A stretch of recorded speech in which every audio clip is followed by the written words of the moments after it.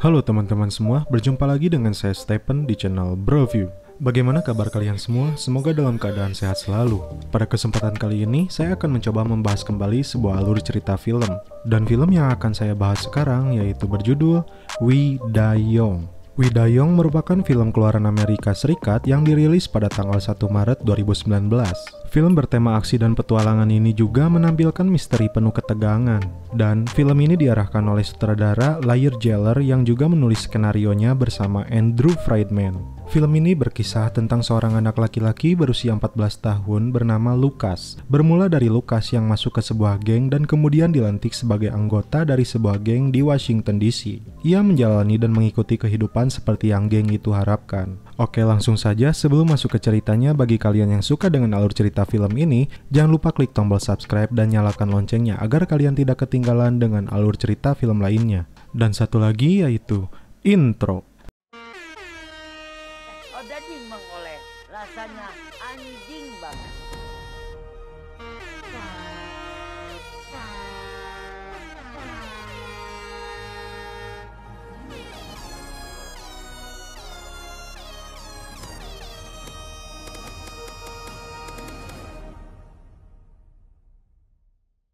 Anjing banget.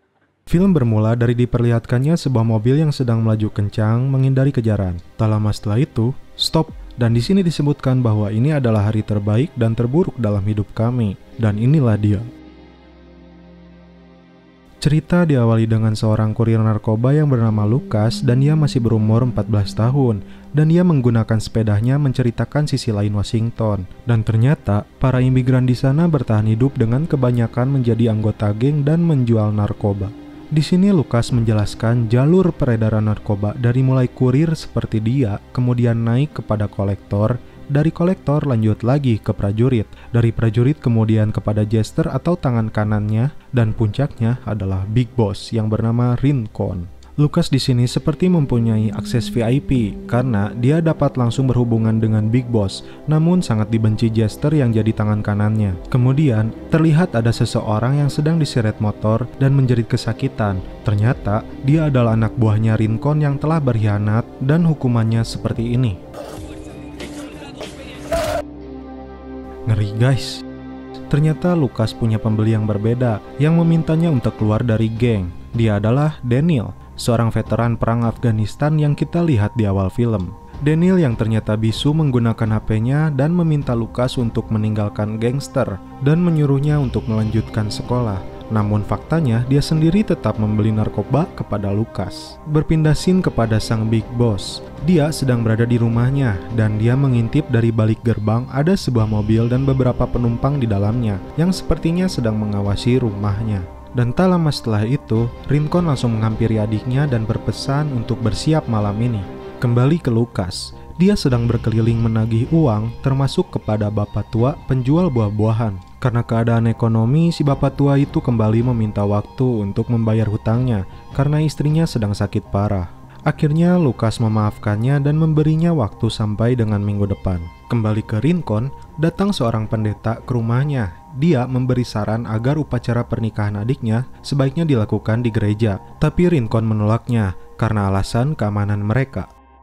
Lucas yang sedang bertemu dengan para kurir narkoba mendapati adiknya di sana dan bersemangat bilang padanya ingin menjadi kurir narkoba seperti kakaknya. Tentu saja ini membuat Lucas marah dan menggusur adiknya ke sekolah untuk belajar. Daniel yang sedang berjalan bersama seorang wanita beserta anaknya kemudian membeli sarapan telur mata kuda. Karena melamun, dia diprotes oleh beberapa orang gangster yang ada di belakangnya. Karena teguran dari anggota gangster itu terlalu berlebihan, hampir saja membuatnya marah. Karena kesabarannya, dia tak terpancing untuk membalas teguran mereka. Dan kemudian dia pergi ke sebuah gang dan dia bermaksud untuk meminum obat yang dibelinya dari Lucas. Ternyata obat itu adalah obat penenang dan sekaligus untuk mengobati rasa sakit kepalanya karena trauma dengan kejadian perang di Afghanistan pada saat itu. Tak lama setelah itu, dua gangster yang hendak merampas obat tersebut telak dipukul karena keahlian militernya semenjak dahulu. Di rumahnya Rincon telah kedatangan calon suami adiknya yang bernama Thomas, lalu mengajak mereka masuk ke sebuah ruangan untuk berbincang. Thomas dan keluarganya begitu tegang karena ya kita tahu bagaimana kejamnya Rincon. Ini yang akan menjadi bagian keluarganya ternyata. Sampai di rumah bandar narkoba Rincon, Lucas lalu menyerahkan hasil tagihannya kepada Rincon. Rincon yang sangat menyukai Lucas karena kecerdasannya menjadi kurir membuatnya mendapat tempat khusus dan sudah seperti dianggap keluarga sendiri oleh Rincon. Di sini terungkap, Lucas mempunyai kakak yang terbunuh di luar sana karena berusaha menghindarkan narkoba dari Lucas. Rincon pun bercerita bahwa dia sangat menyayangi adik satu-satunya yang disabilitas dan menjalani kehidupan keras ini karena kedua orang tuanya sudah tewas. Lucas pun diberi perintah kembali untuk mengantarkan 2 paket narkoba khusus ke seseorang dekat pom bensin, lalu menyuruhnya kembali. Kemudian datang Jester yang menjadi tangan kanan Rincon, sekaligus yang sangat iri kepada Lucas. "Kenapa bukan aku yang mengirim paket itu?" kata Jester. Rincon pun menjawab, "Kau tahu mobil di seberang yang selalu mengawasi kita itu adalah FBI? Karena itu aku menyuruh Lucas untuk mengantarkannya." Lucas mendapati adiknya sedang dalam tahap inisiasi, artinya penggemblengan untuk menjadi kurir, dan itu berarti dia harus dipukuli oleh para gangster.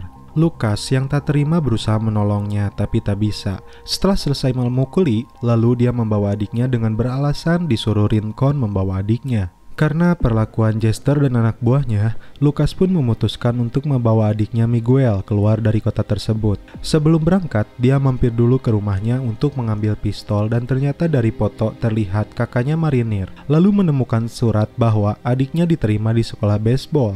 Keluar dari rumahnya, ternyata 1 paket hilang. Dan tak lama, Jester dan anak buahnya sampai mereka pun diseret untuk menemui Rincon. Di tengah jalan, Lucas dan adiknya berhasil meloloskan diri dan bertemu Daniel yang kebetulan ada di dalam mobil. Aksi kejar-kejaran dan tembak-tembakan pun terjadi. Hampir saja mereka tertembak oleh 2 orang anggota gangster. Namun naasnya, anjing mendiang kakaknya tertembak. Di rumah, Rincon dan keluarganya sedang sibuk menggelar pernikahan adiknya dan berusaha menghindari kejaran gangster. Akhirnya Daniel dapat melumpuhkannya. Diperlihatkan 1 paket yang dibawa Lucas tertinggal dalam mobil dan terbakar, sedangkan mereka harus segera meninggalkan kota tersebut. Jester yang melaporkan kejadian ini kepada Rincon, kemudian menyuruh seluruh anak buahnya menangkap hidup-hidup Lucas dan membawa paketnya. Di sini Lucas sadar bahwa paketnya tertinggal 1 dan berada di rumahnya. Dia berniat kembali ke rumahnya, namun Daniel melarang agar segera pergi meninggalkan kota ini selagi ada kesempatan. Di sisi lain, Rincon didatangi Spider penguasa wilayah lain yang menunggu paketnya dan tak pernah datang. Isinya ternyata sejumlah uang yang sangat besar. Lucas bersama adiknya kembali ke rumahnya dan menemukan paket tersebut, namun ternyata si gendut dan Jester ada di sana menjebaknya. Mereka pun akhirnya dibawa ke rumah Rincon. Daniel yang pulang ke bengkelnya mendapati ayah ceweknya dihajar para gangster. Akhirnya dia dengan membawa golok naga, dia berniat menyelamatkan anak-anak itu. Hampir sampai di rumah Rincon, 2 gangster mencegatnya. Dan di sini Daniel hampir saja terbunuh.